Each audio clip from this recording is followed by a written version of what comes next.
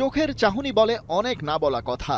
ওই চোখ দেখে স্বপ্ন, উন্নত বিশ্বের আরামায়েশ আর উজ্জ্বল আগামী ছেড়ে নারীর টানে সাউথ এশিয়ার ছোট্ট একটা দেশে পাড়ি জমানো, একেবারে শূন্য থেকে শুরু করে বড় স্বপ্ন দেখা।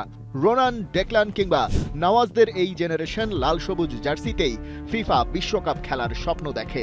এইজ লেভেলে সাফের শিরোপা বুকে চেপে ওরা স্বপ্ন দেখায় আপনাকেও।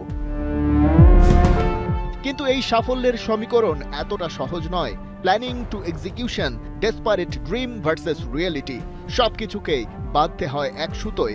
বাফুফের বর্তমান প্রেসিডেন্ট তাবিত আওয়াল 4 বছর সময়, দায়িত্ব বুঝে পেতেই যার কেটে যায় অনেকটা। কিন্তু সাবেক এই ফুটবলার নিজের অবস্থানকে ছাপিয়ে ভাবছেন ফুটবলের ভবিষ্যৎ নিয়ে, যে ভবিষ্যতে হামজা চৌধুরী, সমিত সোম, ফাহমিদুল, রাকিব, মোরসালিনরা স্মৃতি হয়ে যাবে, যাদের জায়গায় আসবে নতুন কোনো মুখ। এই নতুন মুখ তৈরির প্রসেস দীর্ঘমেয়াদী পরিকল্পনার অংশ। দুজনের কাঁধে দুই ধরনের দায়িত্ব দিয়েছেন বাফুফে প্রেসিডেন্ট। নাসের শাহরিয়ার জাহিদি কাগজে কলমে ডেভেলপমেন্ট কমিটির চেয়ারম্যান। সোজা কথায় সারা দেশ থেকে প্রতিভাবান তরুণ ফুটবলার খুঁজে বের করা এবং তাদের আন্তর্জাতিক ফুটবলের জন্য তৈরি করাই তার কাজ। নাসের শাহরিয়ার জাহিদি অবশ্য এই কাজে একই সাথে দক্ষ এবং অভিজ্ঞ।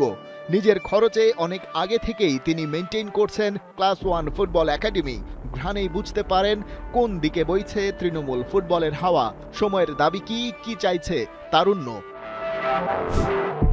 শনিবার যে দলটা আন্ডার-20 সাফ জিতে ঘরে ফিরেছে, তাদের নিবিড় পর্যবেক্ষণে রেখে প্রস্তুত করা হচ্ছে আরও আগে থেকেই।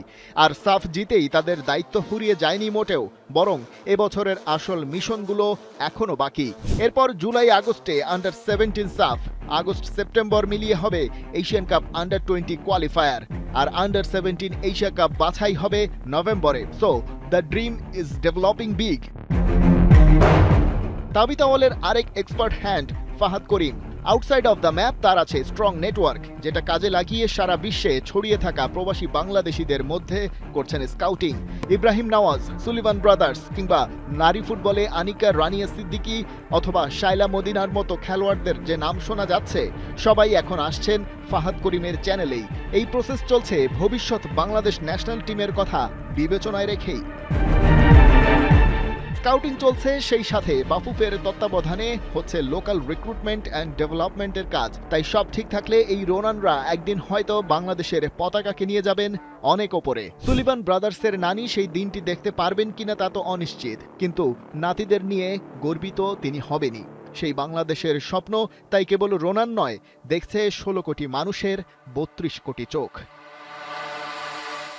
খালিদ জামিল, 71।